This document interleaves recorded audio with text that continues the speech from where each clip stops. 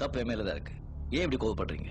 பொம்பளைன்னா பொறுமை வேணும், அவசரப்படக்கூடாது, அடக்கம் வேணும், ஆத்திரப்படக்கூடாது, அமைதி வேணும், அதிகாரம் பண்ணக்கூடாது, கட்டுப்பாடு வேணும், இப்படி கத்தக்கூடாது, பயபக்தியா இருக்கணும், இப்படி பஜாரித்தனம் பண்ணக்கூடாது. மொத்தத்துல பொம்பளையா இருக்கணும். You know one thing, anger is the cause of all miseries.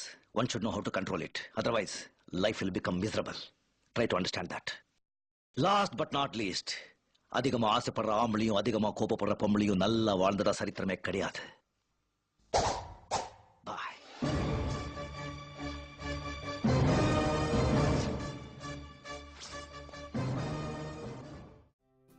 What Guru? Full Rajinikanth dialogue. Adu starting alle. What samachara? You know what? I learnt a very good lesson today after watching that movie. Lesson no movie na. Yen correct agi hel Guru. In life, we should always try to be in our limits. If we deliberately cross our limits, what happened to Neelambari auntie will happen to us.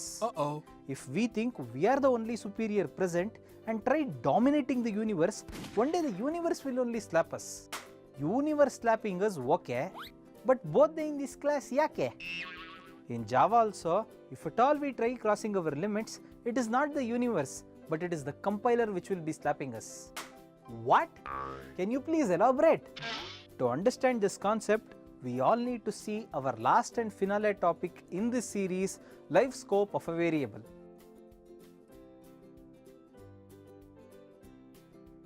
So before we start with this topic, has anyone here in this class heard about scope?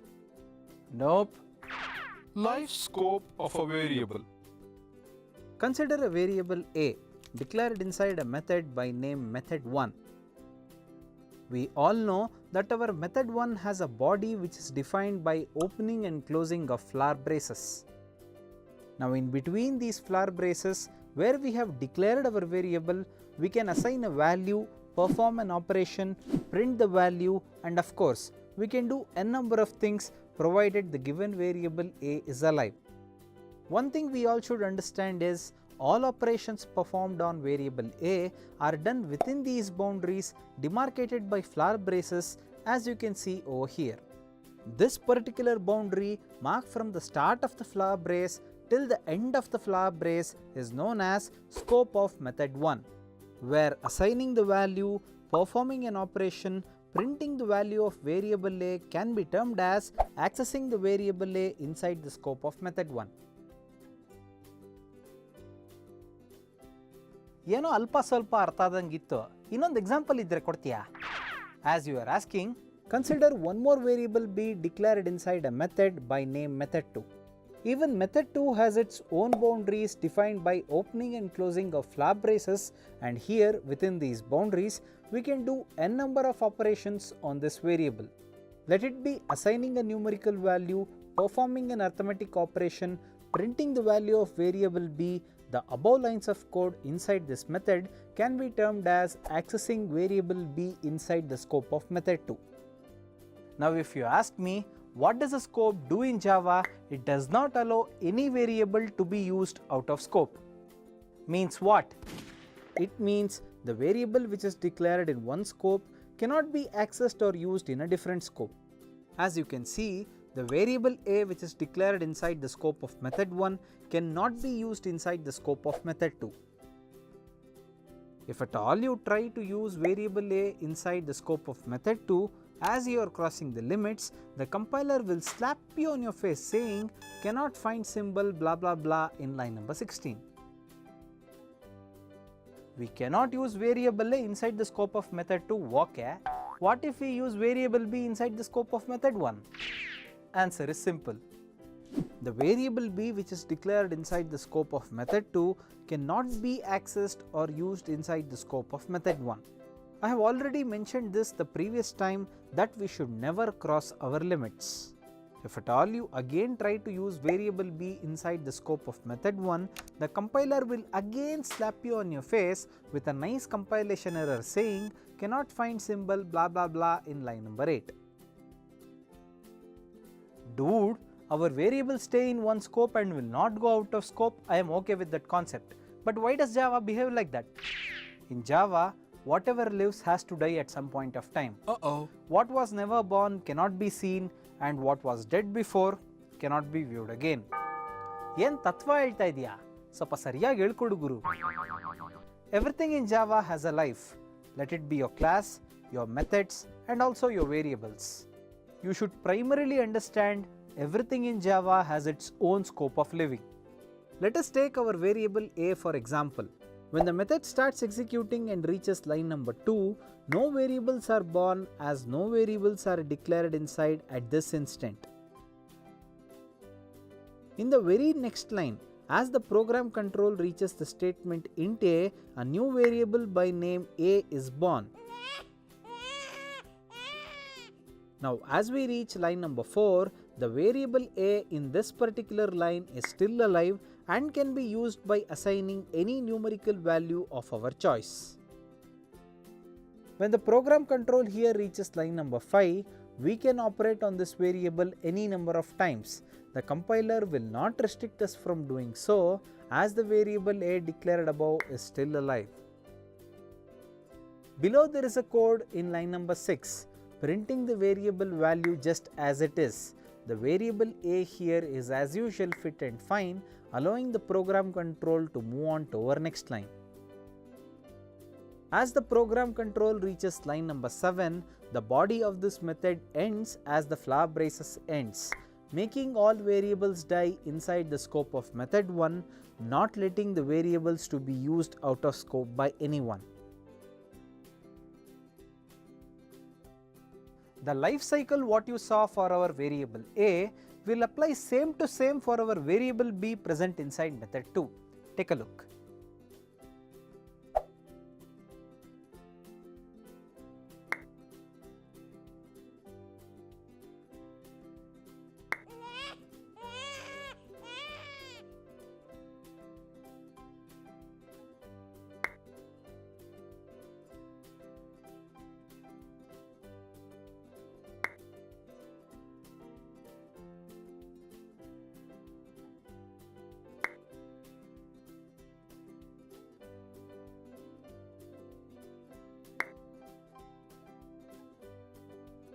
Now with this example coming to an end, it is time for me to teach you the 3 life scope mantras. The 3 life scope what? Mantra kado, mantra. Now all of you repeat after me.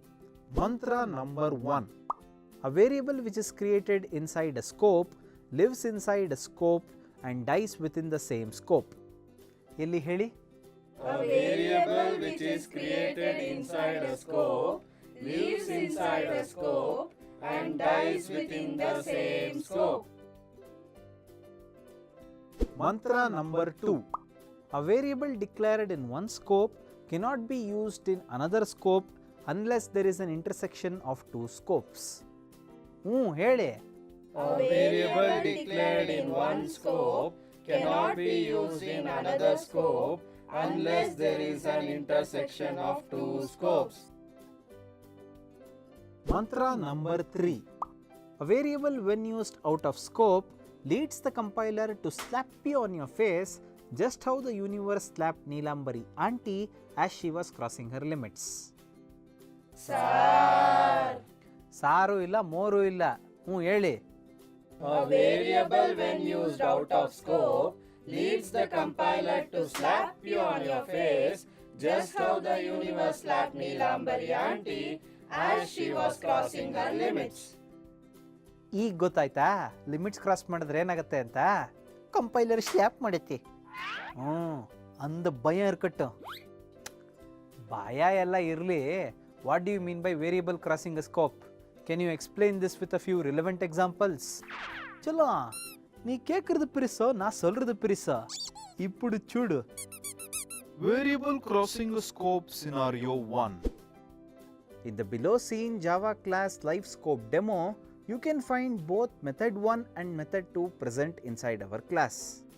The variable int a, as you can see, it is born in line number 5, assigned in line number 6, reused in line number 7 and again reused in line number 8. As our program proceeds further, the variable a dies in line number 9. If you are asking me specifically why the variable is dead at this juncture, the scope of method 1 has ended over here, which is demarcated by closing of these flower braces. Now if at all we try to access or reuse the same variable in line number 10, or let it be anywhere outside the scope of method 1, we will get a solid compilation error stating the variable is already dead and we are trying to access it in a wrong place. What happens if we use this inside the scope of method 2? Alladru work agutta? Illadru sari, alladru sari. If you try to use a variable out of scope, you will get a solid compilation error and no one can stop you from getting that.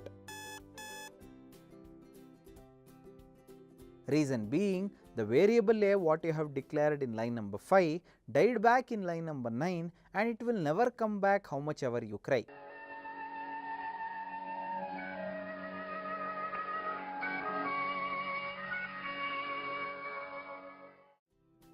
ಸಾವಿಲ್ಲದ ಮನೆಯಲ್ಲಿ ಸಾಸುವೆ. I like it. The previous example I showed you was for two different scopes which were not intersecting with each other. Does anyone here have an idea what will happen if one scope is present inside another scope? No boss, seriously no idea. Variable crossing the scope scenario 2. Consider a variable I declared inside our main method. Now as you all know, this variable will fall under the scope of main method. In our next line, consider an if conditional statement whose scope is demarcated by opening and closing of flower braces from line number 7 to line number 11.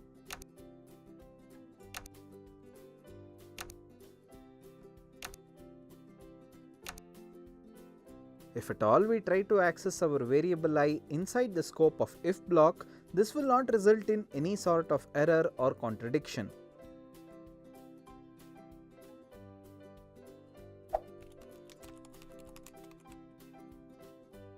Deducing our mantra number 2 what we have chanted before, we can definitely use a variable of one scope inside another scope only if the two scopes are intersecting with each other.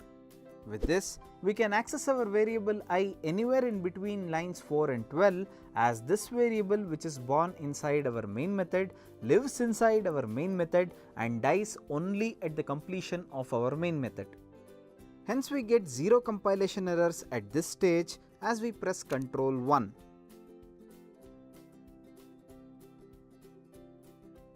Now in line number 9, if we create one more variable by name variable j, the variable here will only be localized to this scope of if block. Inside our if block, we can assign a value to this variable, perform an arithmetic operation and also print the value of variable j, as all these actions here represent accessing a variable within scope.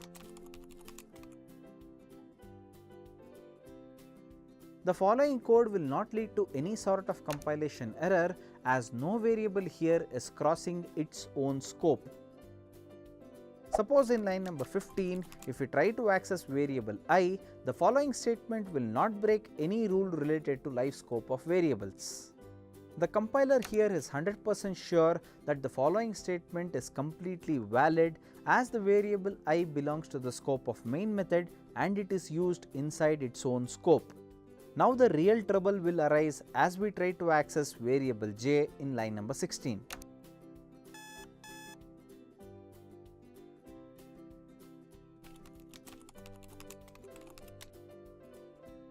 The scope of variable j ended back in line number 13, and this operation what we are trying to do is nothing but accessing a variable out of scope.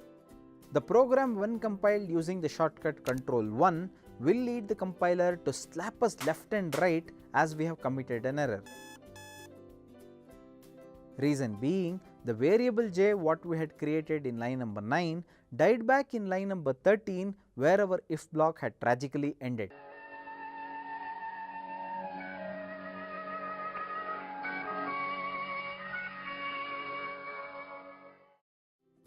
But dude, I have one more doubt. We cannot use the variable outside our if block, okay? At least can we use the variable inside our else block? In simple words, does our if block and our else block fall under the same scope? Good question. The answer is no. Scope in Java is only identified by opening and closing of flag braces and nothing else. If at all a variable declared in if scope, when used inside an else scope, the compiler will give you a strong compilation error stating variable being used out of scope.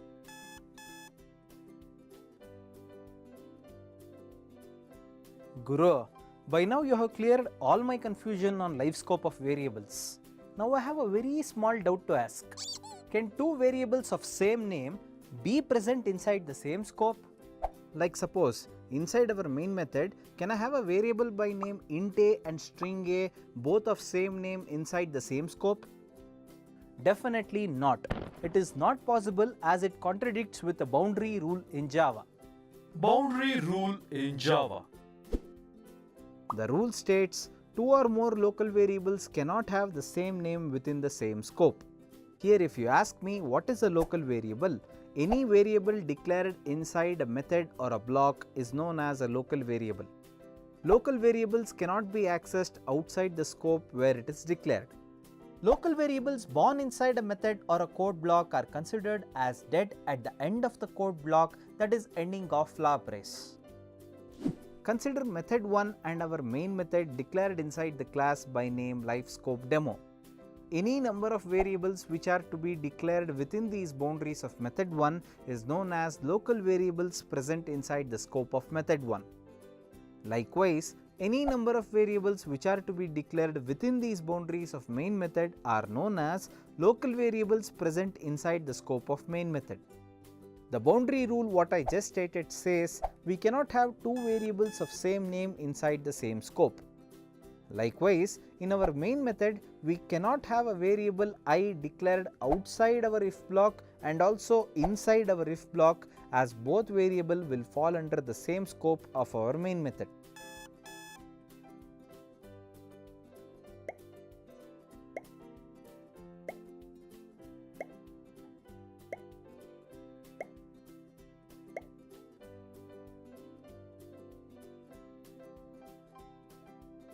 One of the common mistake committed by everyone is, inside a method while writing a for loop, people tend to forget this rule and give the same variable name inside and outside the loop. This is completely wrong, as the compiler will not allow two local variables of same name inside the same method scope. You will definitely get a compilation error here, as the variable you are trying to define inside our for loop is already defined inside the method which is bearing the same name. And that is the reason why we gave two different counter names while working with nested loops, even though both the counter variables share different scopes within the same boundary. Different scopes within the same boundary na? Can you please elaborate? It's simple. It is just like states of Karnataka and Tamil Nadu sharing different scopes with respect to law, order and police within the same boundary of our unified India. Oh, really? Their police cannot work in our scope and our police cannot work in their scope, even though both states fall under the same boundary of our unified India. Okay. Dude, the above concept of local variables we understood, but why does Java behave like that? Why can't we have two local variables of same name inside a single method? The reason lies in memory management of Java. Local variables in Java are created inside our stack memory. One method invocation in Java will only share one block of stack, and at any point of time, any amount of local variables that are created during that invocation will be present inside the same block of stack where our method was invoked. Hence, two local variables of same name are not allowed to be declared inside a single method, as both method variables might share a same block of stack in future if at all it is allowed to be created. The following code will give us a compilation error at start, as this mistake will create a confusion in our JVM during runtime if allowed. If at all you have not understood this concept, do not worry. We will be teaching you in even more depth while I am teaching you memory management in Java. So stay tuned. Okay. Dude. One last question with respect to life scope. To which scope does our input parameters belong to? Inside our method scope or outside our method scope? It's a well-known fact that the input parameters always belong to a method scope. Input parameters always belong to a method scope. Consider our add method for example. The input parameters int a and int b, which are declared to the right of our method name, always belong to our method scope. Reason being, input parameters are nothing but local variables inside our method which are created inside our method scope for it to live inside our method scope and at some point of time die at the end of our method scope. And that ends our topic on life scope of local variables. We'll be seeing life scope of static variables and life scope of instance variables while learning OOPS. For today, I think this much is enough. The last topic I'll be teaching you in this free basics series is separators. The series is almost coming to an end, so stay close. Separators in Java. Separators in Java are separators which are used to separate things in our program. ಏನು ಅರ್ಥ ಆಗ್ಲಿಲ್ವಾ? ಇನ್ನೊಂದ್ಸತಿ ಕೇಳಿಸ್ಕೊಳ್ಳಿ. Separators in Java are separators which are used to separate things in our program. You will understand this better as we start seeing one by one, starting with number 1, small parenthesis. Small parenthesis as a separator. Parentheses are used to enclose a set of parameters while defining a method. Parentheses are also used to enclose argument values during a method invocation.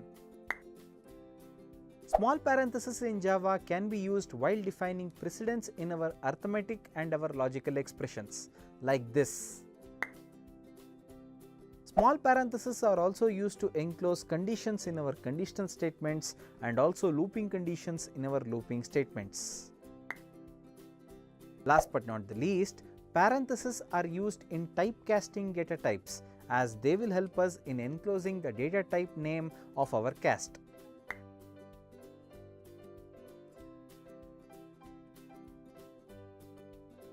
Next separator is floor braces. Floor braces as a separator. Floor braces are mainly used to define various scopes of a class, block, loop and a method body. If you still remember our session on arrays, floor braces in Java are also used to initialize our array values during single line array initialization. Next separator is square brackets. Square brackets as separators. Square brackets are extensively used by a programmer while he or she is working with arrays. For example, declaring an array variable, initializing an array variable, accessing the declared array in our program will always require the use of square brackets. Next separator is semicolon. Semicolon as a separator. A semicolon in Java is extensively used to terminate any given statement in our program. When a semicolon is used at the end of the line while programming, it means a programmer has decided to end the statement then and there. Most rookie programmers tend to miss ending a statement with a semicolon, which is a very bad habit in practice today. To avoid this habit of missing a semicolon, I suggest you to compile your source code line after line as and when you write your source code. In fact, this is a quality what a company sees in you while you are coding a program. Oh, really? Some people type the entire program for 100 lines and in the end they press Ctrl 1. The moment they get 25 errors, ಅರ್ಚ್ಕೊಳ್ಳೋದು. Java is difficult. ನಂಗೆ errors ಬರ್ತಾ ಇದೆ, ಸಾಲ್ವೇ ಮಾಡೋಕ್ಕಾಗ್ತಾ ಇಲ್ಲ. ಆಮೇಲೆ ಏನಾಯ್ತಪ್ಪ ಅಂತ program ತೆಗೆದು ನೋಡಿದ್ರೆ ಅಲ್ಲಿ ಇಲ್ಲಿ ಸಿಲ್ಲಿ ಮಿಸ್ಟೇಕ್ಸ್. ಏನು ಕತ್ತೆ ಕಾಯ್ತಾ ಇದ್ರಾ 25 ಎರರ್ ಬರೋ ತನಕ? Mark my words, from now onwards you have to compile for each single statement. Then only you will perfectly understand which line to write and what line you have missed. Better mend yourself today. You may have to code even bigger programs tomorrow. There you do not afford wasting any time in searching for these silly errors. It's pathetic. Next separator is comma. Comma as a separator. Comma in Java is used to separate consecutive identifiers during a variable declaration, which I have not taught you, but it is still legal in Java to declare multiple variables of same type in a single line. Comma in Java is used to separate input parameters while declaring a method. It is also extensively used to separate argument values during a method invocation, and it is also used in separating values of an array during single line array initialization. Next separator is dot operator. Dot operator as a separator.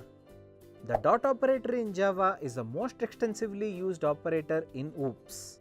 A dot is mainly used to separate package names, subpackage names and class names in our program. A dot operator is used to access members of the class using its reference variables, which I will be teaching you in my coming series, so stay tuned. And that brings us to the end of this series, Basics of Java Programming.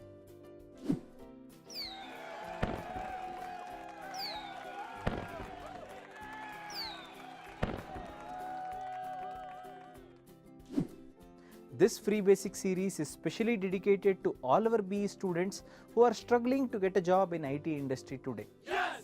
Frankly speaking, it's really been an emotional journey for us in BrainSmart Labs. Aww. This is our first release, and for us to bring this release, we have faced a lot of challenges physically, mentally, technically, and of course, financially. That is correct. Today, as a team, we are very proud of ourselves. Even after facing all these challenges, we have offered a set of 16 videos for free for everyone to get a taste on what is software programming and what is IT industry today. Okay. This idea of effective video-based education was there within me ever since I took my first corporate training in a company where I had joined. Today, corporate training has become just for namesake, as it is a tool for a company management to put you into any project they want. Narrating my own industrial experience, the first SQL training I had in my company lasted only for 3 days and only 3 freaking PowerPoint presentations. A stylish external trainer had come with so-called 11 years industry training experience, and you know what he did? He just clicked the PPT next for him to finish the entire course in 3 working days. What the hell? I was literally shocked seeing the way he completed the entire course on SQL. Believe me, that too in 3 freaking days. Once the training was done, they immediately dumped us on a project where all fresher resources, including me, were forced to code on what we did know on concepts that we had never understood. Everyone in the team started trembling, as no one in the team had understood what he had taught in those 3 sessions. Oh no! When we raised this query to our project manager, you know what he did? He began to taunt us only, saying, "We are given training, no? Do." "Hello boss, we have given training, no? Now do." That was the day I decided the above so-called namesake training should stop and the real-time industry training should be given to our candidates while they are studying in college. That is correct. After an endless journey of 8 long years, here I am in front of you who just presented you my first series on Basics of Java Programming.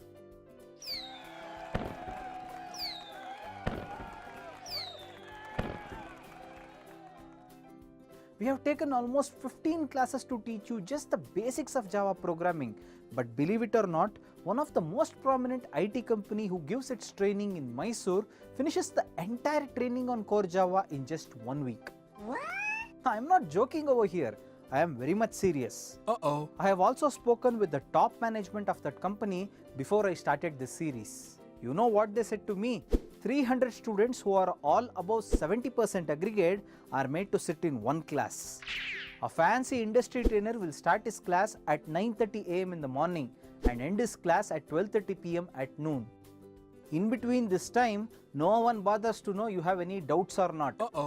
Reason being, as all who are present inside that class are 70% aggregate holders, they think it's understood that everyone has understood. This is the plight of our corporate training today.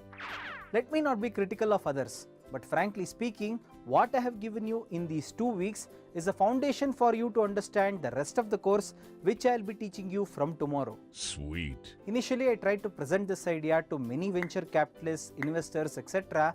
for my seed funding. But no one heeded even to listen to my plan, as their only idea was to make money.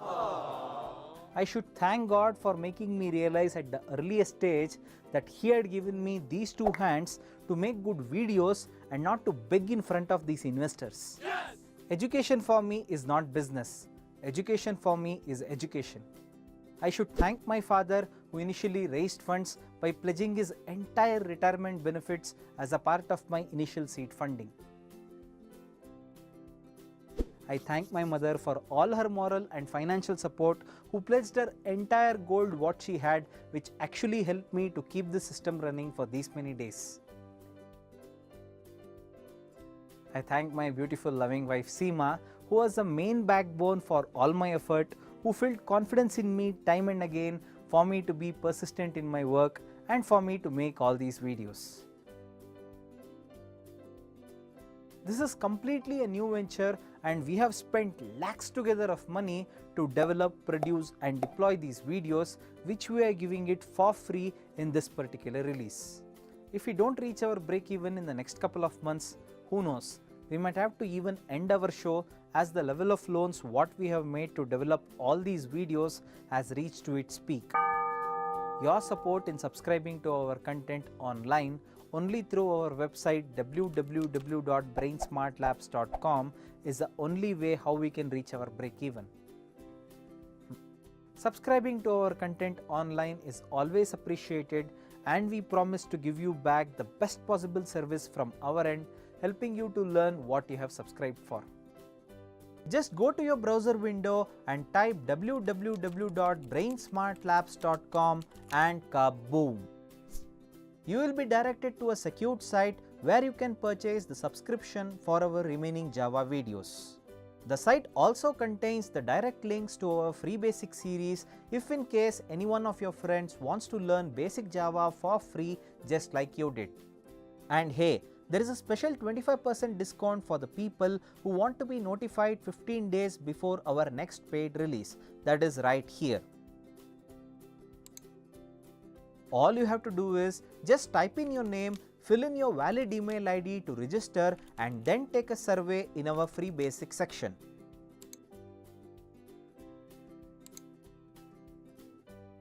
That's it. A coupon worth a discount of 25% will reach you 15 days before our next paid release.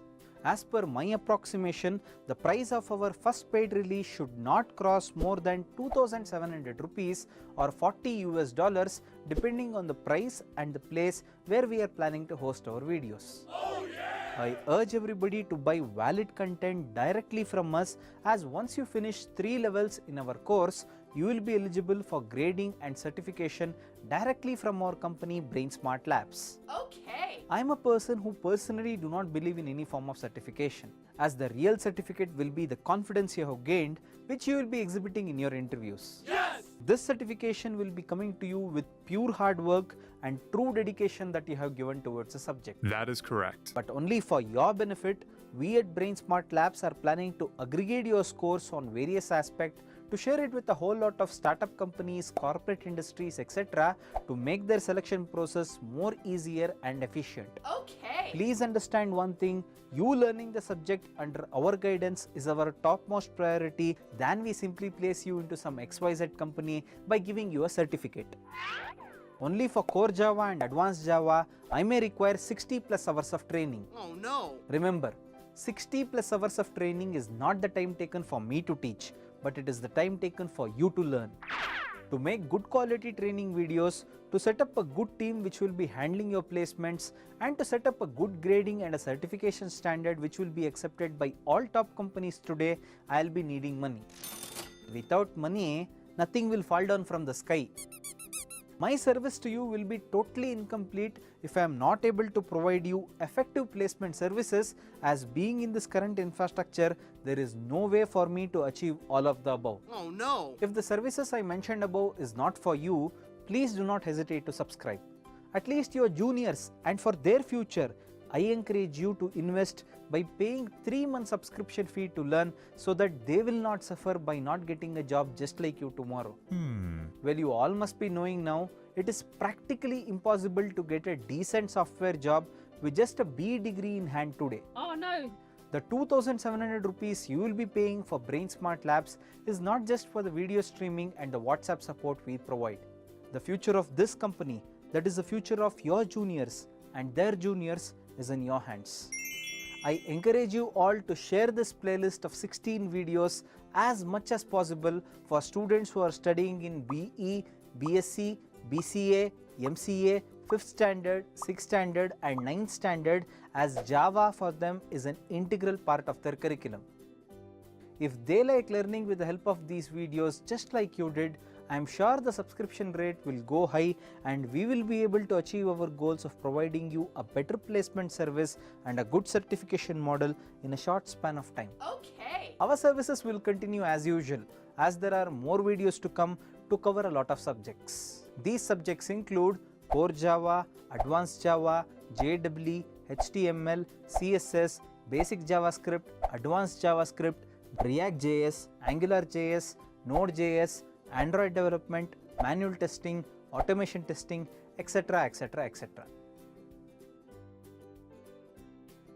Please visit this link www.brainsmartlabs.com/courses for you to buy any of the subscription mentioned above as and when we release.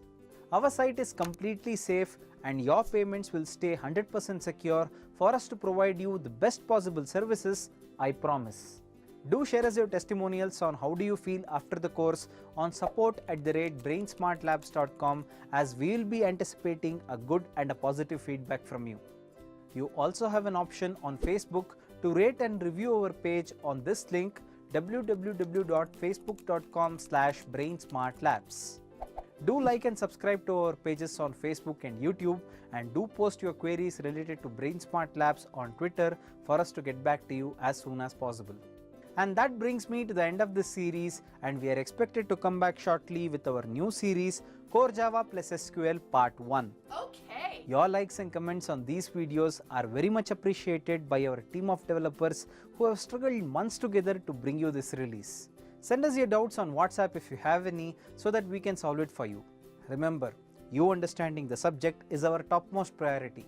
Subscribe to this channel to stay updated for our next video release, and do take a survey on our website to get an attractive 25% discount on our next upcoming release. Until then, this is Balaji.K.R signing out of BrainSmart Labs. Take care and remember, learn smart with BrainSmart.